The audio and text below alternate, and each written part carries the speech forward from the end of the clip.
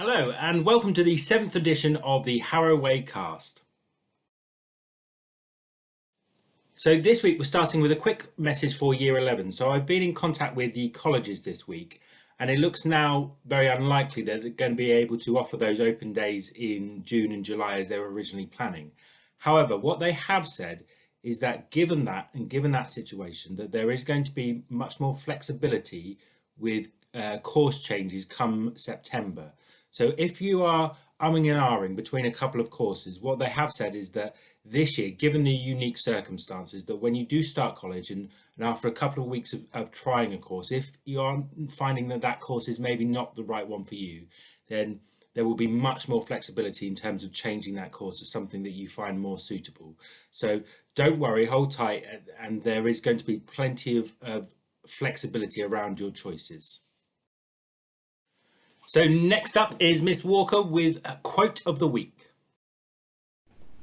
Hello, it's Miss Walker. I'm going to be bringing you the quote this week. So I've taken inspiration from Emily Coxhead, who is the founder of the Happy newspaper. The Happy newspaper, you can buy it and have it delivered to your house, but also she's got a really nice Instagram page that has just got lots of happy news on there, which is lovely to view. So I've chosen this one. The quote is, "Be kind to yourself and others." And I think sometimes it is easier to be kind to others, and sometimes we forget to be kind to ourselves. So I thought that would be a good quote to just have a moment to ponder. Am I doing the best for myself in these circumstances? Hope you're all good, and I'll see you soon. Bye. Our thunk of the week this week: what colour would a zebra be if it lost all its stripes? Next up is Miss Darby with Mythbusters. This week's Mythbuster is very close to my heart, and it's about dogs. So it's believed that dogs live 7 years for every 1 human year. Actually, this isn't true. It's dependent on the breed and the size of the dog. But if your dogs are anything like my dogs and spent all day sleeping, I'm sure they're going to live way past me. Next up is Mr. Bates with his second instalment of the History of Andover. This is Mr. Bates with another instalment of the History of Andover. I'm going to stick with one event this time. We're going to link it to another kind of slightly bigger international event, but just one event in the history of Andover. And it concerns a building that many of you might have walked past, driven past, maybe even been inside. And it's this building here on Junction Road. Now, this was a building that was opened in 1836, and it was the Andover Workhouse. Now, the Victorian idea of a workhouse is that anyone who was unable to support themselves financially should not receive money, but should instead go into a workhouse where they would be required to perform tasks in return for food and lodging. This very much ties in with the predominant economic idea at the time, which is this idea of laissez-faire. Laissez-faire is the idea that the government should interfere as little as possible in the economic running of the country and in the kind of lives of its citizens. Now, what that meant in the Andover Workhouse was that the inmates were kind of open to some pretty horrific abuse by the two people that were running it. The guy in charge of it, the master of the warehouse, was a guy called Colin McDougall. He was an ex-military man. I think he'd fought at the Battle of Waterloo. And him and his wife, Anne described in the Parliamentary Select Commission investigation as a very violent woman. And these two people who were being given the job of running the workhouse decided that if they spent as little as possible on food for the inmates, they could pocket the rest of the money themselves, and they could live high on the hog on the money that was supposed to be used to feed the hungry, the starving of Andover. Now, This comes to light in about 1846 when a guardian of the workhouse raises the alarm. Rumours are circulating in the town that something's not right. The guardian of the workhouse doesn't really get anywhere until the case goes before Parliament. And a House of Commons Select Committee investigation begins. And what they realise is that the inmates in the workhouse have been subjected to some horrendous treatment, not just violent abuse, but also starvation. This cartoon from the time is probably not too far from the truth. The investigation uncovered the fact that the inmates were so hungry that they were fighting over the bones. Now, they were being given these animal bones, and the idea was that their job would be to smash the animal bones with hammers. The bones would then be used to create glue. They were so hungry that they were fighting over the bones so that they could get any little scraps of meat that were still adhering to the bone, or they could crack the bone open and scrape out some of the marrow. This comes to light in 1846, and it's a classic example of how laissez-faire economics can go horribly wrong. Now, I think it's interesting at the same time, British government have introduced a similar policy in Ireland during Angotamore, the Great Hunger, or the famine as it's sometimes referred to in Ireland after the failure of the potato crop. And just 2 years later, in 1848, you have the creation of these things, and these are what are known as famine roads. And they are a continuation of the workhouse idea, which is the idea that people can't be given something for nothing, they must be required to work for it. And this map illustrates roads that have been built, often from nowhere to nowhere. And I've walked the one along the side of Killary Harbour there, which is just on the north tip of County Galway. And it literally starts in the middle of a field.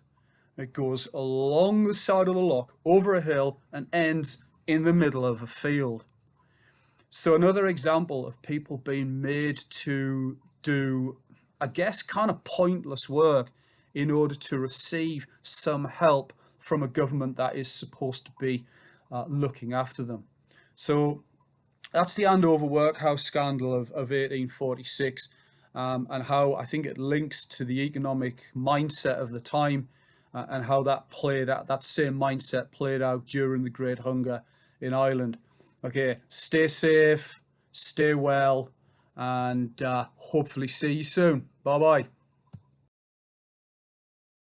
Now, our favourite biscuit of the week had a huge response last week, and the winner was the bourbon biscuit.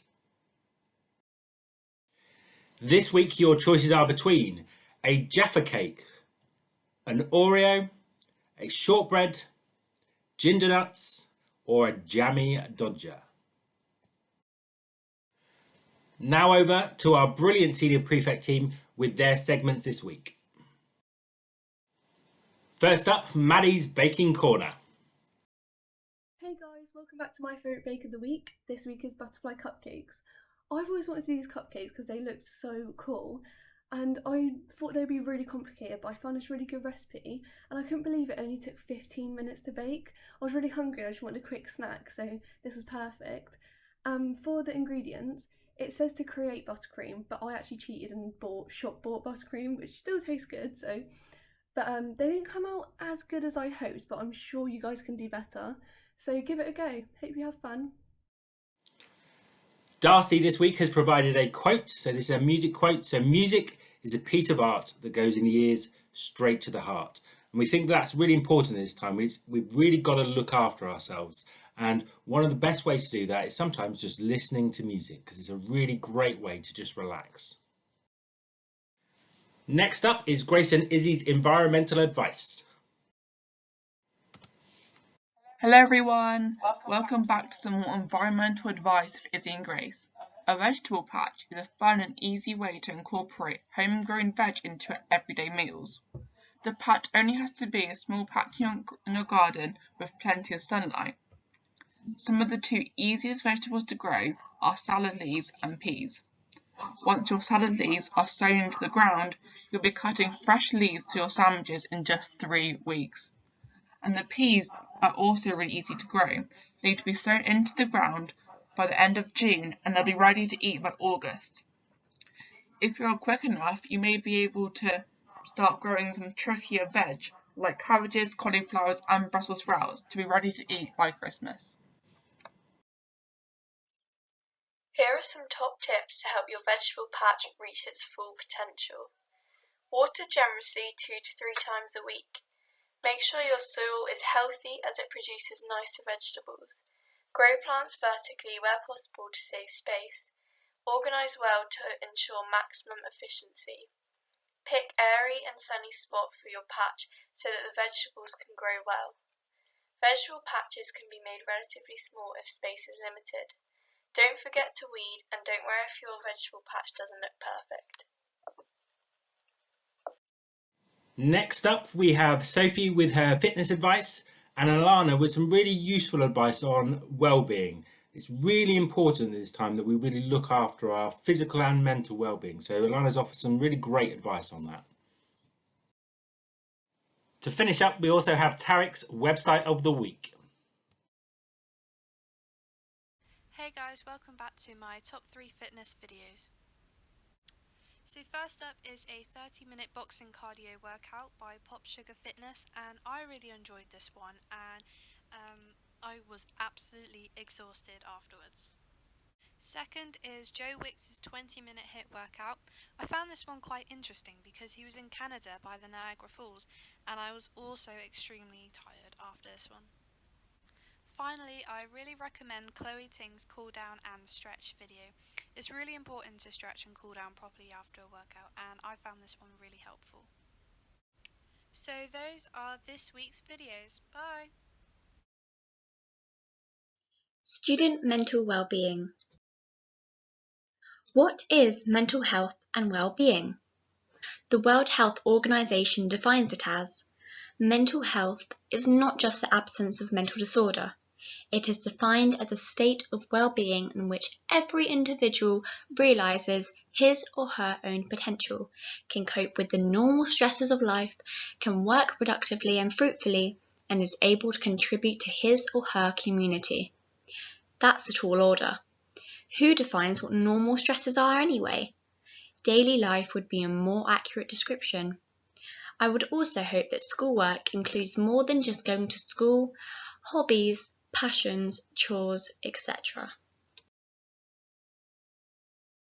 What does good mental well-being look like? We all face difficult and challenging situations at school that can cause us to feel angry, sad, overwhelmed, and everything in between. Instead, it's about being able to understand and manage those feelings so that generally those experiencing positive mental well-being are more confident, assertive, and are able to feel confident in yourself, build and maintain positive relationships, have a sense of purpose, live and work productively at school, cope with the normal stresses of day-to-day life and school, manage when things change. What can affect your mental well-being? Our mental well-being is often affected by big life events that we have little or no control over. We can use the global pandemic COVID-19 as an example. In our current situation, it's all about how we respond, our behaviours and habits that will determine the impact on our mental well-being. For example, do we reach out for support to our friends or family members, or do we withdraw? Do we assume the worst or remain open to a resolve when the opportunity is given to return to our normal lives? This would include students returning to their education and some kind of social normality. This is where a level of resilience comes into play. Resilience is your ability to cope with change and adversity. By strengthening your resilience, you are better able to maintain good mental well-being during these arduous times. Maintaining good mental well-being. Here are some key factors that will influence our mental well-being during these unsettling times. 1. Our relationships. It is important to maintain strong connections while observing the current social distancing rules with friends, family, and even teachers via email or Google Classroom. This will help to strengthen our confidence and self-esteem, building new and existing relationships. 2. Our physical health. It is important to have good nutrition and regular activity.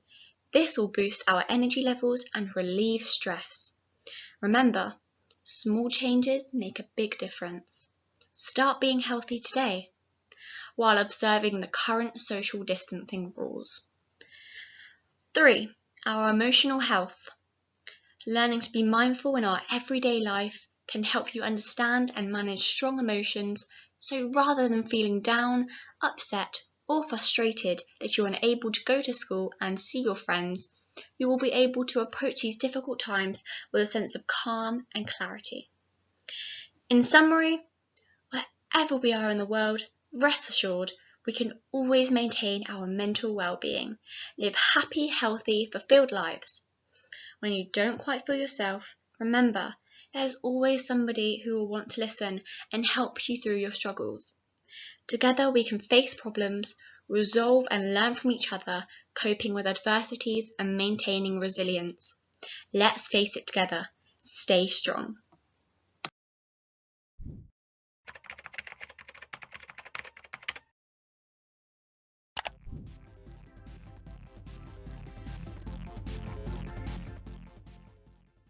Hello everybody and welcome to Website of the Week, a section of the Haraway cast where I share a useful or fun website I found with you all.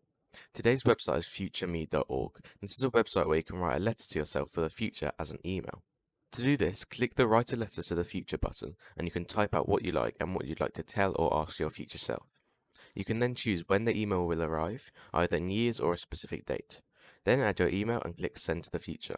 After this, you can confirm your email and if you want to make an account or not. With this account, you can check all your letters and change anything if you need to. I hope you enjoy this website and decide to write a letter.